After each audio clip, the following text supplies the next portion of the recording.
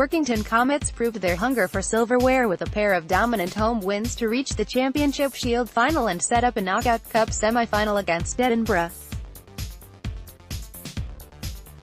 Comets demolished a weak Newcastle team at Derwent Park on Friday night, winning 61-29 on the night and 111-69 on aggregate, before seeing off a much stronger Scunthorpe side on a track which had changed significantly in 24 hours to book their place in the Shield final against either Peterborough or Lakeside.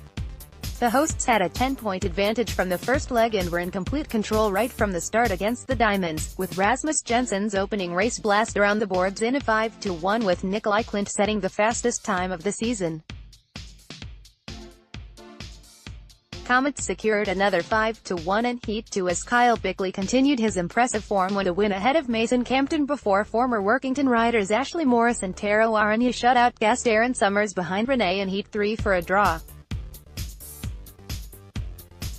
Ty Proctor made his return to Derwent Park with a ruthless move on the retiring Stuart Robson to join Campton at the front for a third home 5-1 in 4 races.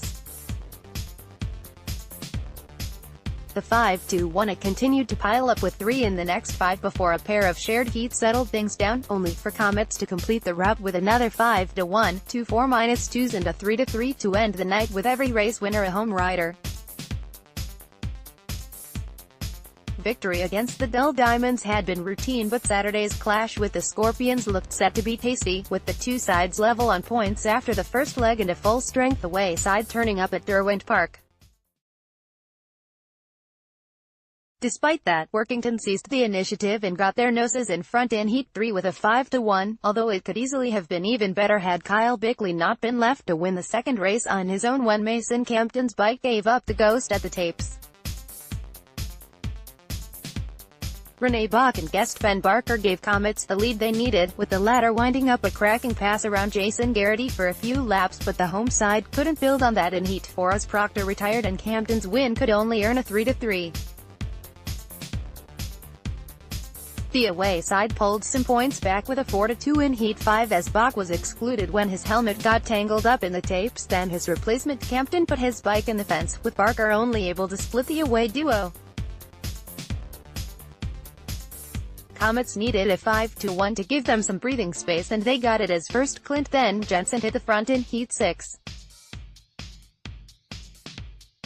But Scunthorpe came back again with another 4-2 from Jake Allen and Jason Garrity as Proctor got between them. Jensen and Campton then pipped the Scunthorpe pair to the first bend in another big 5-1 to restore Workington's 8-point lead.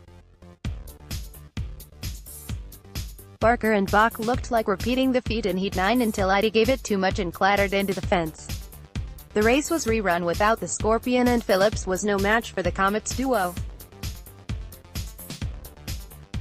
Heat 10 was awarded as an away 3-2 as Klint couldn't keep Allen at bay after a lightning start before Garrity smashed into the fence on the fourth bend, while Jensen retired.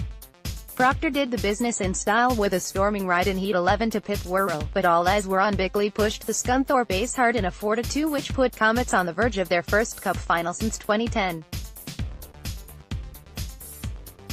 Two magnificent Comets 5-1s followed to really put the meeting to bed, then Allen and Manzarek separated Bach and Bickley in the penultimate heat, and Scunthorpe's number 4 eventually rounded the leading Comet for the win in a Scorpions 4-2.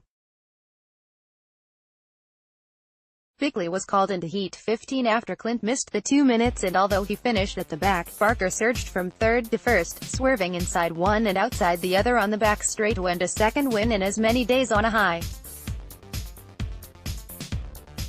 The 23rd of September 2018, 10:55 a.m.